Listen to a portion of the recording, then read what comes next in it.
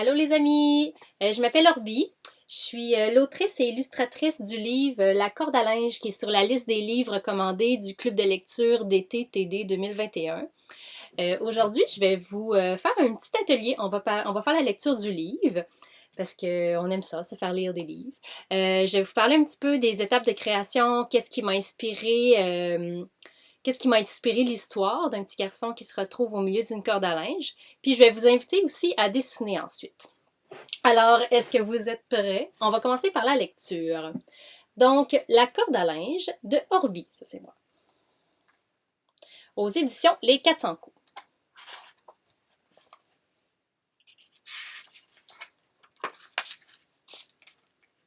À Réal qui m'a inspiré cette histoire, merci.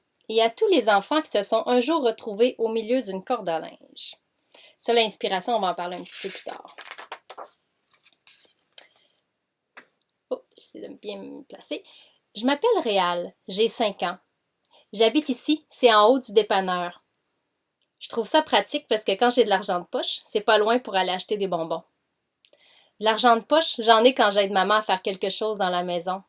Elle me dit que ça lui donne un sacré coup de main et elle me remet quelques pièces. Quand je descends l'escalier, je vais très vite, comme un super-héros. Je le fais jamais devant maman, ça lui fait trop peur. Pac, pac, pac, pac, pac, pac. En descendant, je m'amuse toujours à tirer le nœud de la corde à linge. Pac, pac, pac, pac. C'est plus fort que moi. Pac, pac, pac. J'aime le bruit que ça fait. Ftoing! Pac, pac, pac. Ce matin, j'ai aidé maman à ramasser les jouets et à passer l'aspirateur. J'aime ça aider maman. Je crois qu'elle était très contente car elle m'a donné 30 sous. 3 fois 10 sous. Wow, 30 sous! Dans ce temps-là, c'était beaucoup, 30 sous. J'étais très excitée en pensant à tous les bonbons que j'allais choisir. Vous, les amis, qu'est-ce que vous choisiriez si vous aviez de l'argent pour vous acheter des bonbons? Les réals, ils passent à une sucette, à un ver de terre, puis à une fraise. J'ai descendu l'escalier encore plus vite que d'habitude. Pac, pac, pac, pac, pac, pac. Peut-être un peu trop vite. Pac, pac, pac, pac. Parce que j'ai perdu pied au moment où je tirais le nœud de la corde à linge. Ziou! Kiou, kiou, kiou, kiou, kiou, kiou, kiou, kiou. Oups.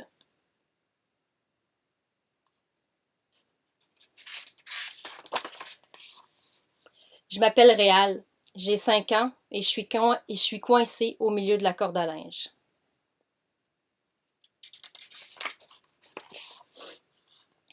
J'ai un gros dilemme. Un dilemme, les amis, là, ça c'est un choix entre deux choses. J'ai un gros dilemme. Soit je tombe, parce que ma main commence à trouver que je suis un peu trop lourd pour elle. Soit je l'aide avec mon autre main, mais je dois laisser tomber mes 3 pièces de 10 sous. Parce que regardez, il tient ses pièces dans sa main.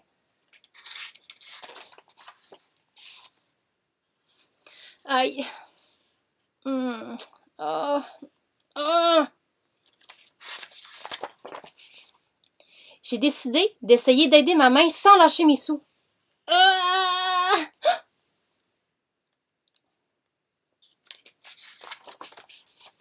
J'ai pas réussi. Cling, cling. Regardez son émotion, là. Il est comme un peu fâché puis triste en même temps. Alors, j'ai crié fort pour qu'on vienne m'aider. Très fort. Aussi fort que j'avais peur. Aussi fort que j'étais fâchée d'avoir perdu mes 30 sous. Aidez-moi! À l'aide! Au secours! Maman! Maman! Je suis pris! Au secours! Ah! Maman! Maman? Mais personne m'a entendu. Maman?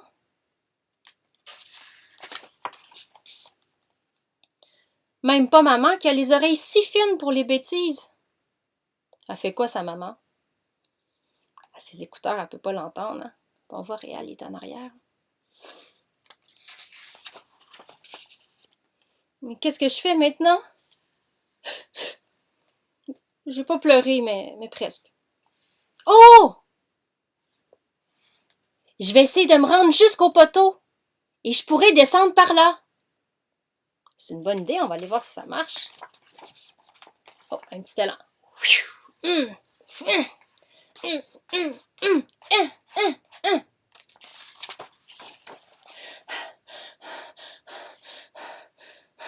J'ai pas bougé. Alors j'ai attendu. Attendu que quelqu'un passe, que quelqu'un me voie, que quelqu'un me sauve.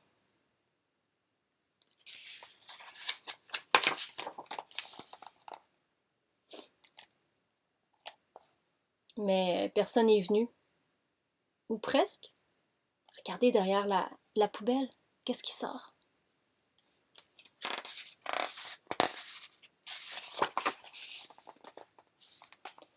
Miaou!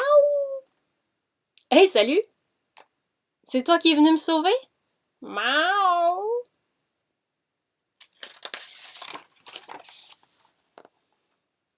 Tu dois te demander ce que je fais là, hein?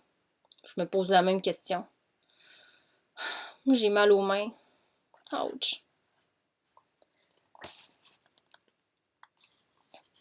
J'ai peur de mourir en tombant. Ouch!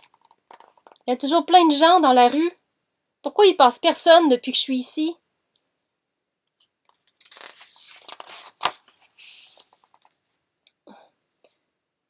Oh, c'est long. Regardez les amis, j'ai mis des petites étoiles, ça c'est pour montrer que ça fait mal. Je suis fatiguée. Personne ne va venir.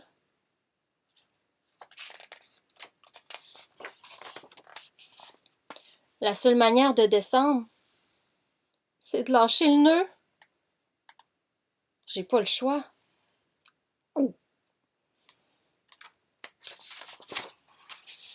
OK. Dans 5, 4, 3, 2, 1. Ah! Je suis pas capable.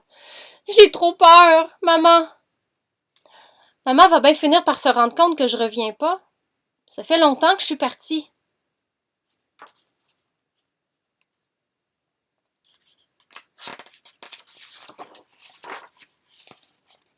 Pourquoi elle se rend pas compte que je suis pas là? Maman! Maman! Maman! Maman! Pop! Ah! Pff!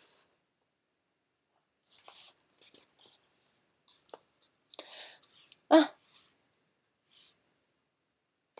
C'est fini! Aïe aïe!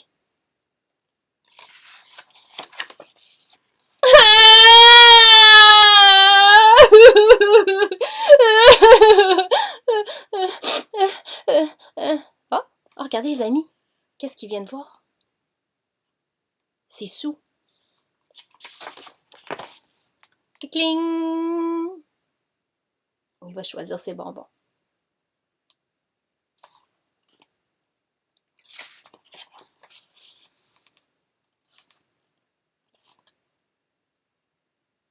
C'est juste une image pour montrer que le temps a passé.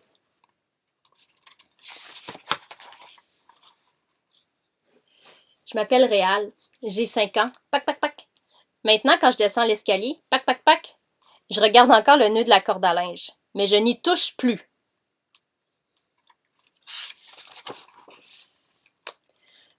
Même si je m'ennuie un peu du bruit. Toing! Fin. Et voilà les amis. C'était mon livre de la corde à linge. Quand même incroyable comme histoire, hein? Avez-vous aimé ça? Moi, j'ai vraiment aimé ça le faire. Savez-vous d'où m'est venue l'idée? Ben, c'est quand même drôle comme idée, hein? Un enfant qui reste pris au milieu d'une corde à linge. L'idée m'est venue, ça fait quelques années, là, peut-être 3 ans. J'étais sur mon ordinateur, sur les réseaux sociaux, puis là, j'ai vu quelqu'un écrire Réal Godbout. Je l'ai vu écrire que quand il était petit, il était resté pris sur une corde à linge. Puis moi, je trouvais ça vraiment fou. Je dis, quand, voyons donc, ça se peut pas. T'es pas resté pris sur une corde à linge quand t'étais petit. Puis il a dit, oui, oui, quand j'étais petit, j'avais 6 ans, là, j'étais léger, puis j'aimais ça tirer sur le nœud de la corde à linge, puis à un moment donné, ben, j'ai passé de l'autre côté. J'étais comme, voyons, pauvre petit Réal quand il était enfant. Fait que je trouvais ça vraiment, vraiment incroyable. J'en revenais pas qu'un petit enfant ait vécu ça. Alors, c'est un BDiste, fait que je lui ai demandé, l'as-tu déjà dessiné? Il m'a dit non. J'ai dit, je peux-tu? Il m'a dit oui. Puis là, il était 11h30 le soir, lui, il est parti se coucher. Puis moi, j'ai pas été capable de m'endormir là, pendant 2 jours, puis 2-3 jours, puis 2-3 nuits. Là, j'étais pas capable d'arrêter. Là, j'étais comme... j'étais vraiment inspirée, là. Tu sais, je me mettais dans la peau de Réal là, quand il était enfant, puis j'essayais de m'imaginer, moi, si j'étais un enfant de 6 ans, comment je me sentirais, là, tu sais, accrochée après une corde à linge. Puis j'ai noté un peu les idées dans mon carnet, comme ça. Tu sais, j'ai noté un petit peu comme les premières phrases qui me venaient. Puis Réal, il m'avait montré une photo aussi sur Google Maps de où il habitait quand il était jeune. Fait que j'avais comme un point de départ, le visuel, de quoi partir. Fait que là, j'ai noté mes premières idées, les premiers dessins. Fait que l'histoire a commencé un petit peu à se construire comme ça, là, dans mon carnet de dessin. Là, je notais un petit peu ça, des idées. Là, qu'est-ce qu'il pourrait essayer, comment qu'il pourrait essayer de s'en sortir, quelle péripétie là, qui pourrait arriver. Fait que c'est dans ce carnet-là là, qu'est né les premiers dessins de ce livre.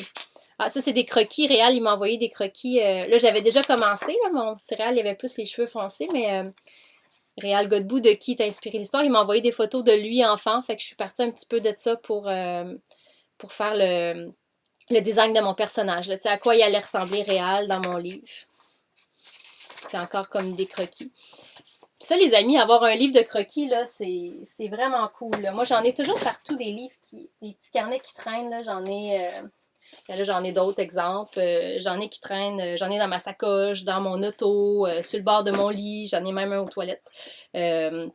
Pour toujours en avoir un sur moi quand vient l'inspiration. Parce que c'est super important que quand l'inspiration arrive, peu importe ce qu'on fait, puis peu importe l'heure, qu'on note l'idée. Parce que souvent, si on se dit, je vais m'en rappeler de cette idée-là, ben, elle va comme continuer plus loin, puis on va l'avoir perdue. Là, on va avoir une idée vague de ce que c'était, mais on va pas avoir l'idée comme... Souvent, quand elle arrive, elle est bonne. Là, elle est bonne, elle est rythmée, elle est comme parfaite. Fait que c'est vraiment le temps de l'écrire. Puis si elle est pas bonne, ben c'est pas grave. Au moins, on l'a noté, puis elle est là au cas où qu'on ait comme d'autres idées par rapport à ça. Puis moi, les idées, ils me viennent tout le temps le soir super tard, là, comme vers 11h30, minuit, puis... j'ai perdu plein d'idées de livres comme ça, là, en me disant que j'allais m'en rappeler demain matin, parce que j'avais pas envie de me lever. Puis depuis que je les note, là, depuis que je me lève, puis que je note juste l'idée dans mon carnet, le premier jet, ben depuis ce temps-là, j'ai commencé à écrire mes propres livres. La corde à linge, c'est la première idée de livre que j'ai eue. Là, j'en ai quelques autres de fait depuis. Alors, c'est un peu comme ça que je fais un peu mon processus d'écriture. Là. C'est vraiment de noter, d'attraper l'inspiration quand elle arrive, puis de la noter. Après ça, ben là, je vais retravailler le texte, puis je vais faire des croquis aussi, comme j'ai fait dans mon petit livre. Quand les croquis sont toutes faites, là, je vais les compiler. Je ne sais pas si vous voyez. J'essaie de trouver un bon angle pour que vous voyez bien. Ah, zut. Ah, ici, c'est pas pire. Fait que dans le fond, je me fais un petit livre comme ça que j'imprime chaque page avec mes croquis. Puis je vais le relier avec du papier collant ou des broches, là, ce que j'ai sous la main. Puis comme ça me permet un peu de voir c'est quoi le feeling, là, quand on tourne les pages, puis est-ce que l'histoire fonctionne bien. Des fois, je vais comme prendre une page, je vais la remettre plus loin. Je vais lire à mes enfants aussi. J'ai 2 enfants de 5 puis 6 ans. Non, excuse-moi, 6 puis 7 ans. 5 et 7 ans, pardon. Ça n'arrête pas de changer. C'est difficile à retenir. Donc, je vais lire à mes enfants, puis je vais voir, tu sais, est-ce qu'ils comprennent bien, est-ce qu'ils ont des questions, y a-t-il des trucs qui sont comme pas clairs dans mon petit livre. Fait que là, je vais prendre des notes dedans pour les modifier. Fait que j'aime vraiment ça, faire cette étape-là. Là. C'est, je sais pas pourquoi, c'est quand même long à faire, mais ça me permet un peu comme de couper en deux là, les étapes du livre. Là, tu sais, là j'ai fini les croquis, après ça, je peux commencer à faire les dessins finaux. Une fois que c'est fait, que là, je sais vraiment où je m'en vais, je vais prendre chacun des croquis, puis je vais les imprimer en plus gros pour la grosseur que moi, je vais les dessiner. Puis je vais mettre le dessin, tu sais, sur ma table lumineuse. C'est comme par exemple, Ce dessin-là, ça c'était le croquis pour ce que j'allais mettre en arrière de mon livre. La corde à linge qui est comme derrière le livre.